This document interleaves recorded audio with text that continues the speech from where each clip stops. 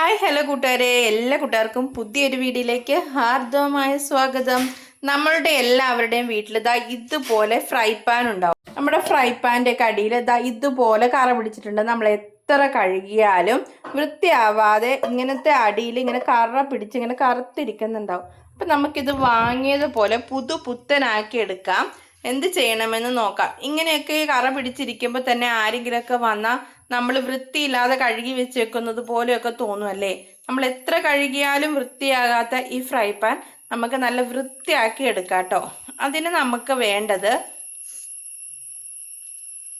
നമ്മളുടെ എല്ലാവരുടെയും വീട്ടിലുള്ള ഉപ്പ് നമുക്ക് എല്ലാവരുടെയും വീട്ടിലുണ്ട്. ഉപ്പില്ലാത്ത വീടില്ലല്ലോ. അപ്പം നമുക്ക് വേണ്ടത് പൊടി ഉപ്പാണ് കേട്ടോ. അപ്പോൾ പൊടി ഉപ്പാകുമ്പോൾ നല്ല വൃത്തിയായി കിട്ടും. അതുപോലെ നമ്മൾ എടുക്കുന്നത് ഇതുപോലൊരു ഉരുളക്കിഴങ്ങാണേ. ഉരുളക്കിഴങ്ങ് നമുക്ക് നല്ല വൃത്തിയാക്കാൻ വേണ്ടിയിട്ട് എടുക്കാം.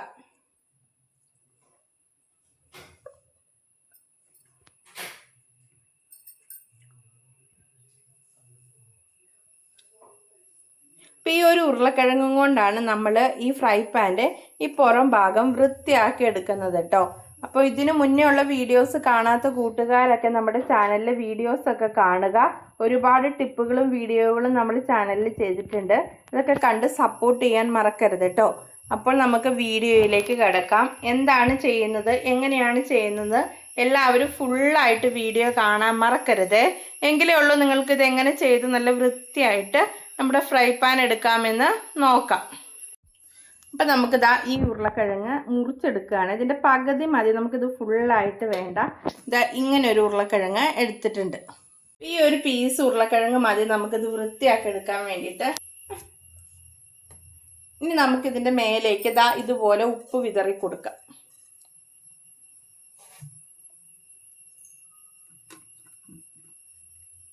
ഒരു നുള്ള് ഡിഷ് വാഷ് ലിക്വിഡും കൂടി ഒഴിച്ചു കൊടുക്കുന്നുണ്ട്. ഇനി നമ്മൾ ഈ ഉപ്പ് വെച്ചിട്ട് ഇത് നല്ല പോലെ സ്ക്രബ് ചെയ്ത് കൊടുക്കണം. നിങ്ങൾ കണ്ടല്ലോ ഇതിൻ്റെ കറ എത്ര മാത്രമാണ് ഇരിക്കുന്നതെന്ന്. ഒരു സൈഡ് ഞാനാണെങ്കിൽ സ്ക്രബ് ചെയ്ത് കാണിച്ചു തരാവേ.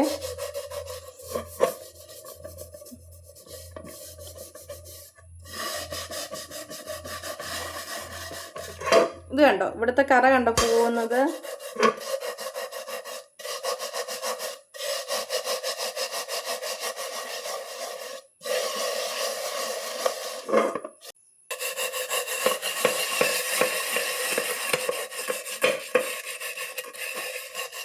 കണ്ടോ, നിങ്ങൾക്ക് നല്ല വൃത്തിയായിട്ട് വ്യക്തമായിട്ട് കാണാൻ പറ്റും.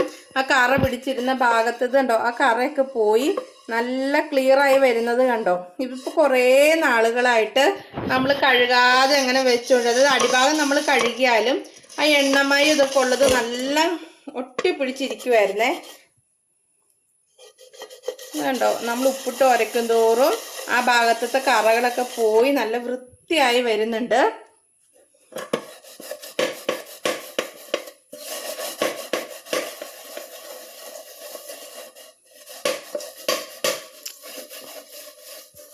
നിങ്ങൾ ഇനി ആഴ്ചയിൽ ഒരു ദിവസമൊക്കെ ഇതുപോലെ ഒന്ന് കഴുകി വെക്കണം കേട്ടോ. ഞാനിതിപ്പോൾ കുറേ നാളുകളായ ഫ്രൈ പാനാണ്, കുറച്ച് പഴയത്. നിങ്ങൾക്ക് കണ്ടാൽ അറിയാം ഇതിൻ്റെ ഉള്ളൊക്കെ ആകെ പോയി തുടങ്ങിയിട്ടുണ്ട്. അപ്പം ഞങ്ങൾക്ക് വീഡിയോ കാണിച്ചു തരാൻ വേണ്ടിയിട്ട് ഇത് എടുത്തതാണ്.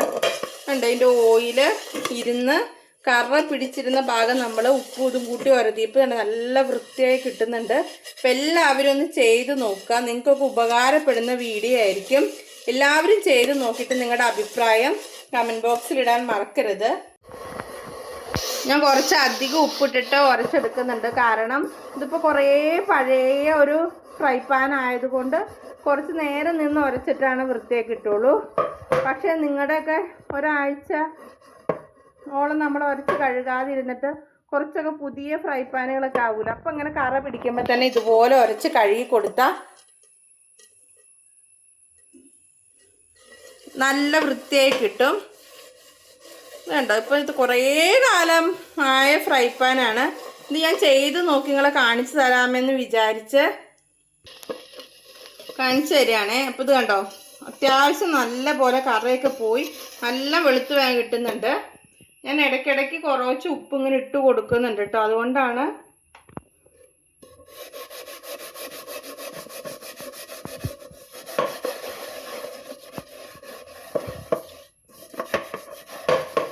അപ്പം ഇത്രയും പഴകിയ ഫ്രൈ പാൻ ഇത്രയും കറ പിടിച്ചത് ഇതുപോലെ നമുക്ക് ക്ലീൻ ചെയ്തെടുക്കാൻ പറ്റുമെങ്കിൽ നമ്മുടെയൊക്കെ വീട്ടിലെ ഏകദേശം ഒരു പുതിയ ഫ്രൈ പാനൊക്കെ ആണെങ്കിൽ നമുക്ക് കറ പിടിച്ചത് എത്ര ഡീപ്പ് കറയാണെങ്കിലും നമുക്ക് ഇതുപോലെ കഴുകിയെടുക്കാൻ പറ്റും.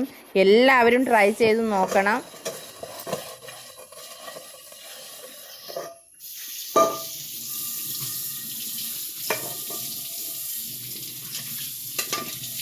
കണ്ടോ, ആദ്യം നമ്മുടെ ഫ്രൈ പാൻ ഇരുന്നതും ഇപ്പം നമ്മുടെ ഫ്രൈ പാൻ ഇരിക്കുന്നതും തമ്മിലുള്ള വ്യത്യാസം നോക്കി. അപ്പോൾ കറ കളയാൻ വേണ്ടിയിട്ട് ഇതുപോലെ ഒന്ന് ഉരച്ചു കൊടുക്കുന്നത്. ഒരുപാട് പഴയ ഫ്രൈ പാനാണ്. അപ്പോൾ നിങ്ങളെ കാണിച്ചു തരാൻ വേണ്ടിയിട്ട് ഇതെടുത്തതാണ്. പിന്നെ ഇപ്പോൾ ഫ്രൈ പാനിൽ കറയൊക്കെ പിടിച്ചിരിക്കുവാണെങ്കിൽ ഇതുപോലെ ഒന്ന് ചെയ്ത് നോക്കുക. അപ്പോൾ അടിയിലത്തെ കറയൊക്കെ പോയി നല്ല വൃത്തിയായി കിട്ടും.